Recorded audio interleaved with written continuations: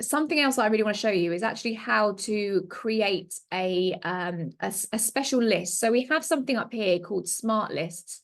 And a smart list is really a group of people out of your list that have something in common. So say, for example, you always want to message people that are that have purchased your membership or something, or you always want to contact people that have purchased this specific product.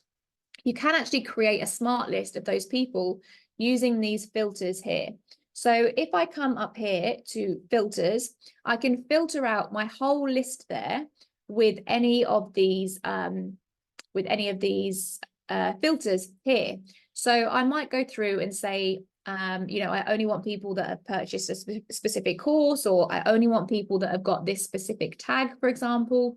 So if I wanted to do it with a tag, I would say, I only want people that have the tag purchased podcast course. As it happens, this whole list is those people. So I might say purchase podcast course, and then I'm going to say is, and then click apply. Another thing I could do is I might want to say, I want to email this to everyone that does not have this tag. In which case you're going to say, I want to contact everyone, and the tag is not purchased podcast course.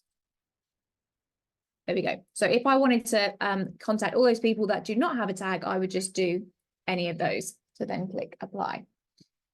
So another filter that I really like to do, and is probably one of the most important ones, is actually to create a clean list. So you will notice once you connect your social media accounts to the all-in-one inbox up here, you will notice that anyone that messages you on Instagram or Facebook, they are going to be added to your list as a contact. So what we want to make sure is that when we're emailing people, we only want to email people that have actually got an email. We don't want to try and email someone that's an Instagram contact, because that's not really going to work that well. So what we want to do here is click more filters. This is where we're going to create our clean list. And there's a couple of things that we want to do here. So one of them will be does not have the tag unsubscribed. So this is something that you'll set up a little bit later, but we want to make sure that they do not have the tag that is unsubscribed. Now, all of my contacts don't actually have that tag, which is why it's not showing.